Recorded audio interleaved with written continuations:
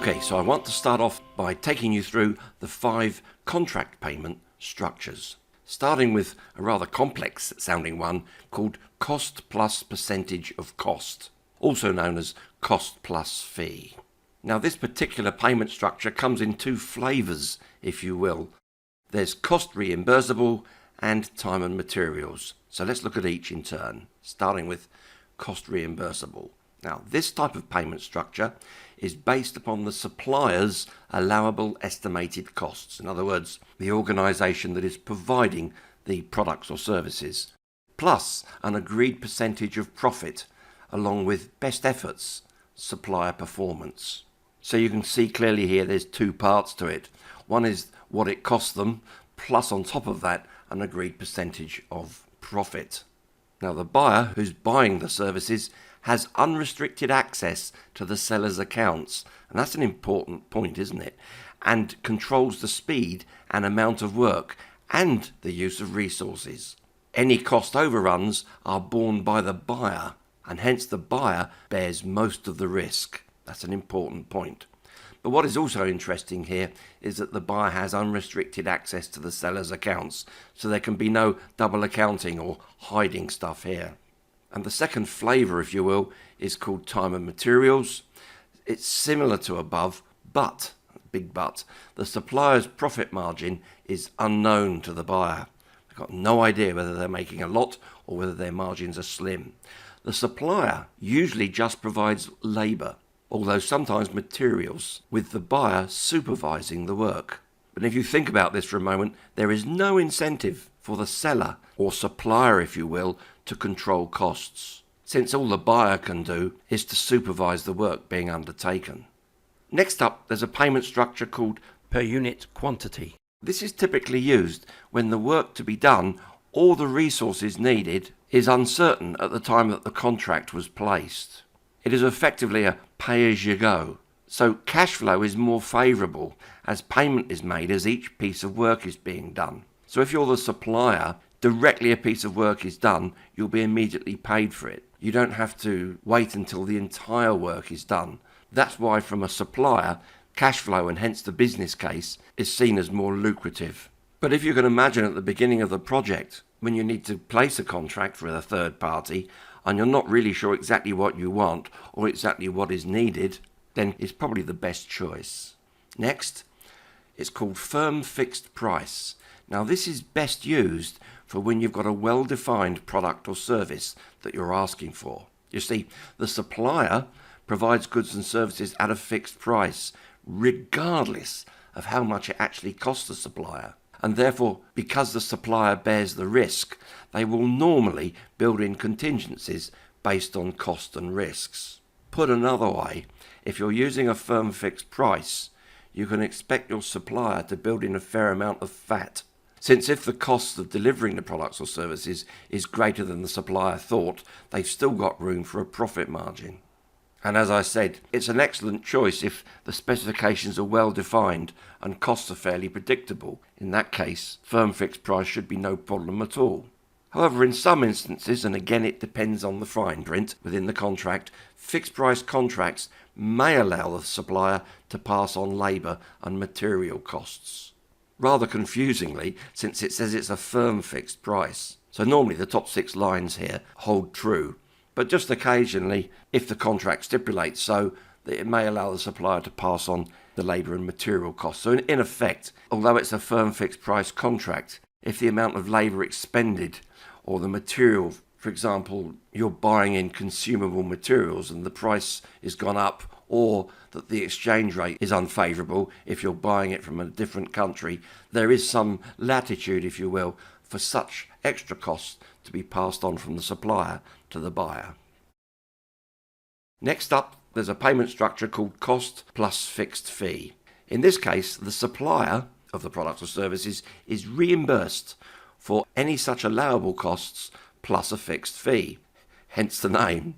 Now, the buyer has control over costs, but the other side of the coin, the supplier bears the risk of cost overruns, as they of course would reduce their margin, since it's a fixed fee of course.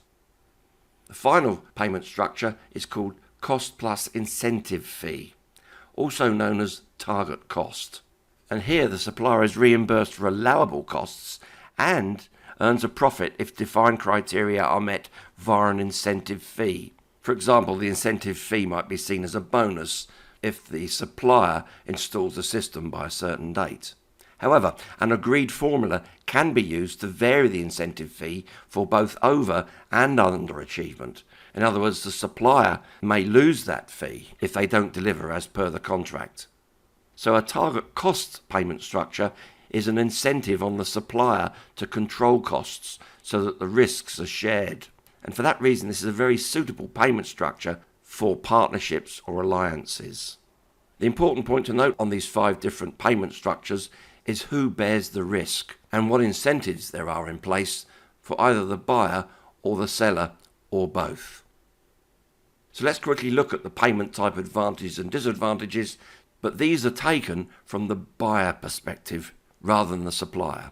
Referring to fixed price contracts, the advantages is that the buyer knows what the price is at the start, fairly obvious since it's fixed. The disadvantages of this is that it can be more expensive than cost reimbursable if the statement of work is not complete or not accurate or it's got fuzzy edges. Do you remember scoping? Suppliers increase the price. Another disadvantage with fixed price, as I've mentioned already, is that suppliers may deliberately increase or hike up the price slightly as a hedge against the impact of their increased risk.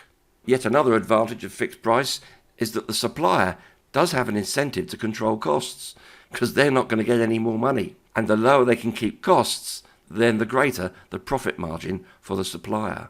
The downside of this is that the supplier may leave some work unfinished if they start to lose money, because after all, the supplier has no incentive to carry on losing money. They really need to cut and run. Now that's unethical and probably illegal. However, if they could get away with it, then they may leave some work unfinished. Another advantage of fixed price is there's less work for the buyer to manage since the risk is all on the supplier.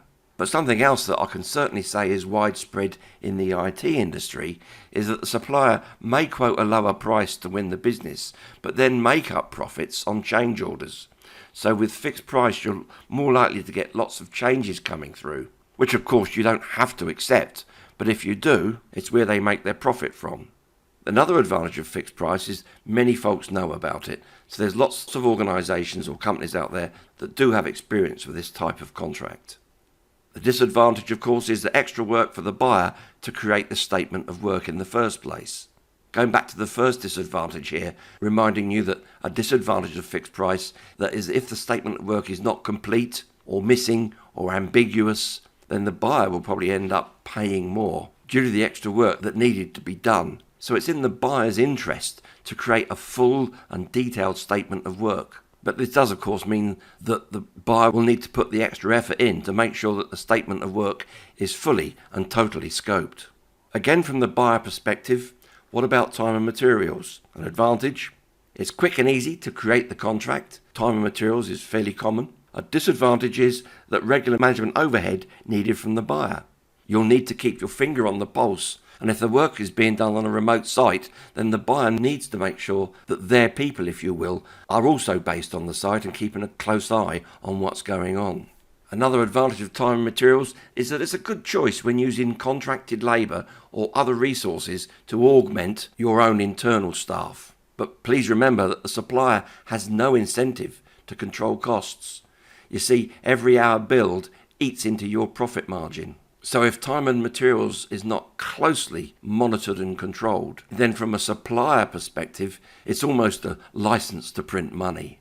And that brings us to the cost reimbursable contract. Again, from the supplier perspective, an advantage is that the statement of work can be quite simple and straightforward. However, a close watch on the detail for the supplier's invoices need to be kept, and they need to be audited officially or unofficially. Cost reimbursable means that it's easier to write the scope than for a fixed price, since there's some room to manoeuvre. However, yet again, more management needed from the buyer, plus the total price is unknown, since cost overruns are borne by the buyer. An advantage of cost reimbursable is that it's cheaper than fixed price because there's less seller or supplier risk. A disadvantage is that there's only medium supplier incentive to control costs, since costs are reimbursable. Okay, so there's your different payment type along with advantages and disadvantages.